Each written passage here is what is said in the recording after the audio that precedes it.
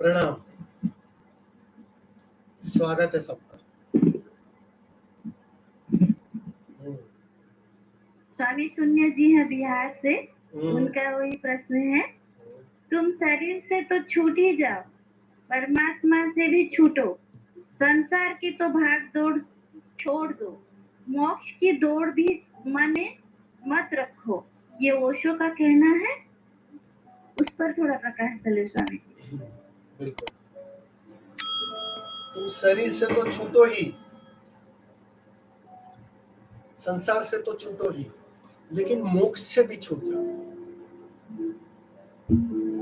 क्यों कहा है ऐसा?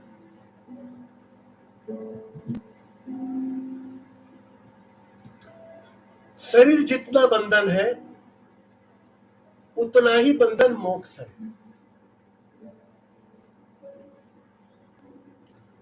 तुम्हारी मुक्ति तभी संभव है जब तुम शरीर से भी छूटो और मुक्ति से मोक्ष से भी छूटो। क्योंकि मोक्ष है, आनंद है, अच्छी अच्छी जो ये बातें हैं ना, वो तुम्हें दी इसलिए गई थी, तुम्हें समझाया गया था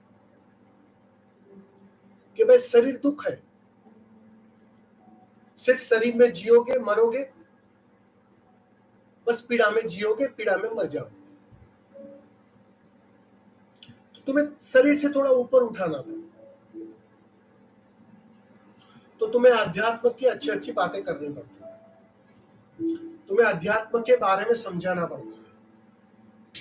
अगर देसी भाषा में कहूं ना, अच्छी अच्छी चॉकलेटें दी जाती है, मोक्ष की चॉकलेट, आनंद की चॉकलेट, बुद्धित्व की चॉकलेट, समाधि की चॉकलेट, बहुत सुंदर सुंदर प्रेम की चॉकलेट, ये सब परोसी जाती है। ये सब जब परोसा जाता है ना, तब तुम्हारा मन शरीर के थोड़ा ऊपर उठने को राजी होता है। सीधा कहूं तुम्हें कि भैया मुक्ति में कुछ ना मिलेगा, ये समाधि बमाधि सब बकवास है, उसके चक्कर में पड़ना मत। हाँ, जो थोड़ा बहुत है ना तुम्हारे पास, वो भी छीन लिया जाए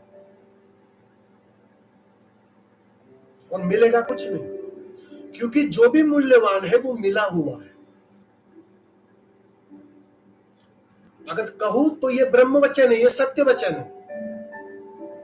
अब पूछो अपने आप को, अपने मन को, इसमें से कितने लोग राजी होंगे अध्यात्म की यात्रा के लिए?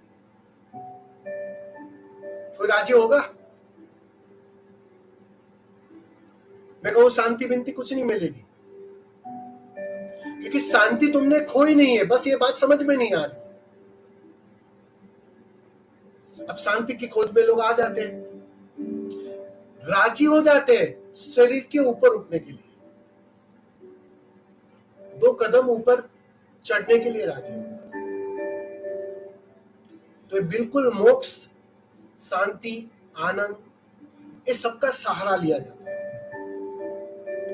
ताकि सिर्फ कीचड़ में तुम बने ना रहो, कीचड़ से थोड़ा ऊपर उठने को राजी हो जाओ, शरीर से ऊपर उठने को राजी हो।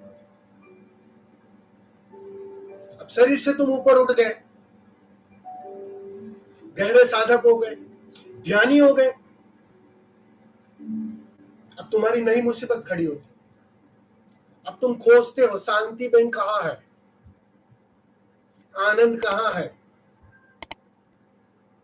समाधि की बातें कर रहे हैं स्वामी जी, कुछ समझ में तो आ नहीं रहा है। तो उसकी एक सनक सवार हो जाती है, उसकी मांग खड़ी हो जाती। फिर गुरु क्या करता है? गुरु तुमसे वो चॉकलेट भी छीन लेता है कि भैया वो शांति बिनती कुछ नहीं मिलने वाली, वो आनंद की तुम जो खोज कर रहे हो ना, वो बिल्कुल नहीं मिलेगा। उसका एक वचन याद रखना हमेशा, उसने बहुत सुंदर बात कही है, एक ही कथन में सारा शास्त्र कह दिया है कि जिस दिन तुम्हें आनंद का पता चलना बंद हो जाए,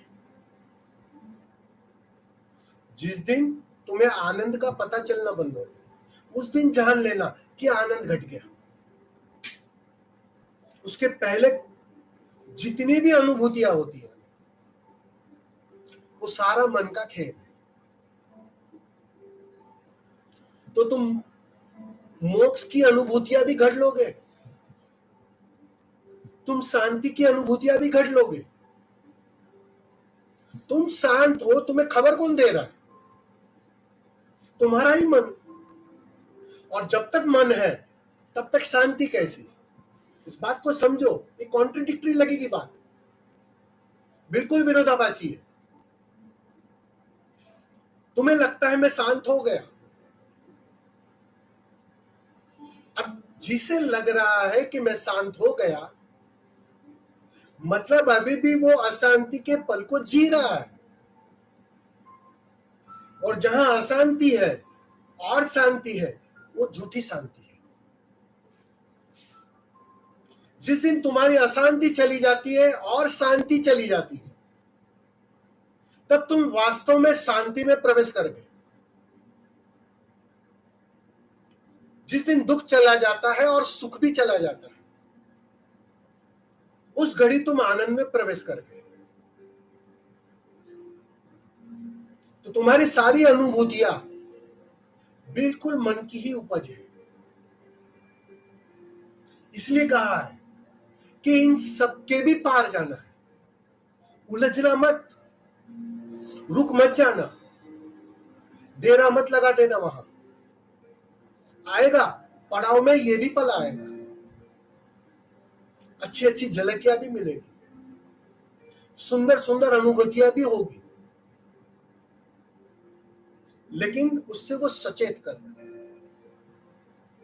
कि सावधान, वहां रुकना मत। जैसे शरीर से उठ गए ऊपर, वैसे बिल्कुल इन सब सहारों से भी ऊपर उठ जा। नाव को भी छोड़ना पड़ेगा, तब जाके तुम उस पार पहुंचोगे। तो वो नाव को छोड़ने की बात कर। वो नाव कोई भी हो सकती है। वो शांति की नाव हो सकती है, आनंद की नाव हो सकती है, अच्छी अनुभूतियों की नाव हो सकती है, बुद्धत्व की नाव हो सकती है, गुरु की नाव हो सकती है। ये सारी नाव तुम्हें रोकने के कारण बन जाते हैं। तुम्हारी मुक्ति घटित नहीं होती है। तुम दुख से बंधे या सुख से बंधे, तुम दोनों ही हालत में बंधे हो, मुक्ति नहीं है। और सद्गुरु तुम्हारी मुक्ति की फिक्र करता है, उसको केवल तुम्हारी मुक्ति की चिंता है।